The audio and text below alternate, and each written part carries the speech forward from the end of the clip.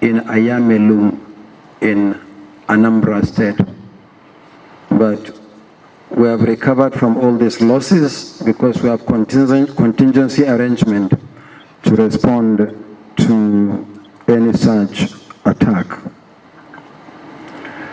There were issues arising from the commencement of the process in Abia, in Imo, and in Kebbi, among other places. I'm happy to say that the process is right now ongoing in Abia. The polling units will remain open well beyond the appointed hour until the last person on the queue before 2:30 votes. In Imo, the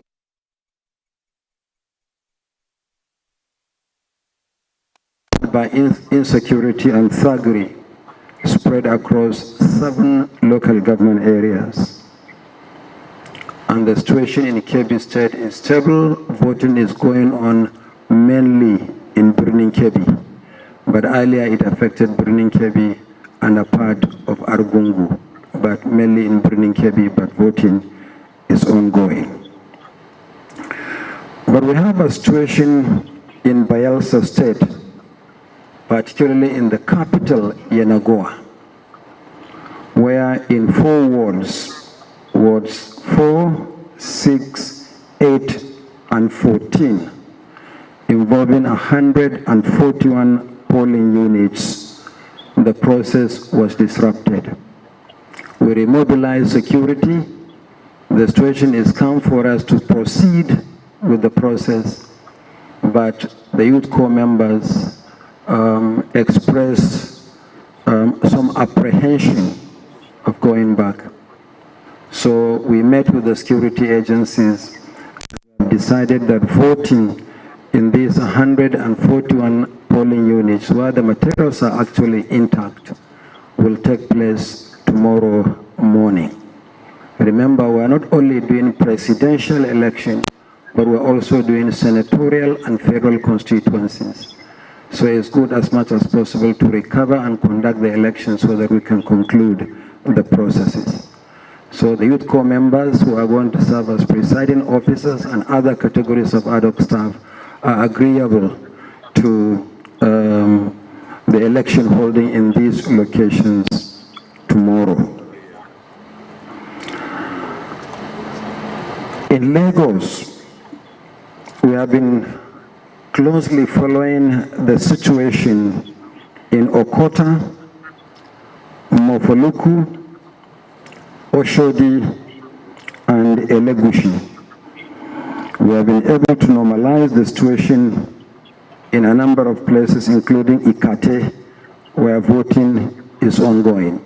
So we'll keep our eyes on the processes in the other areas that I have mentioned. Polling units in a large number of areas closed, and sorting and counting of ballot papers have commenced.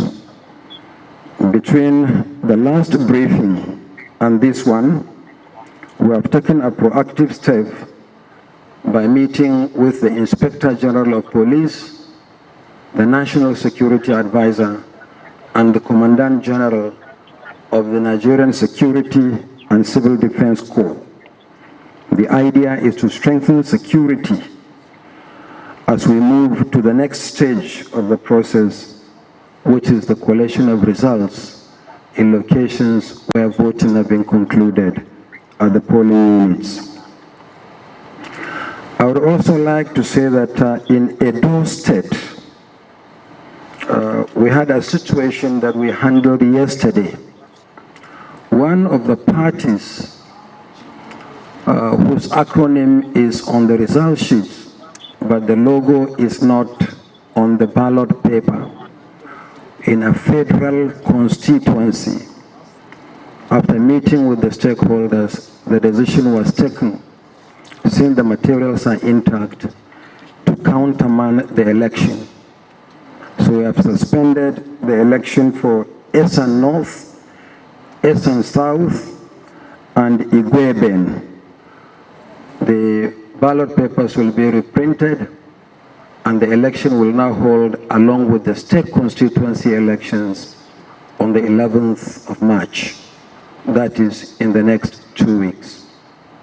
We are determined that no Nigerian should and would be disenfranchised.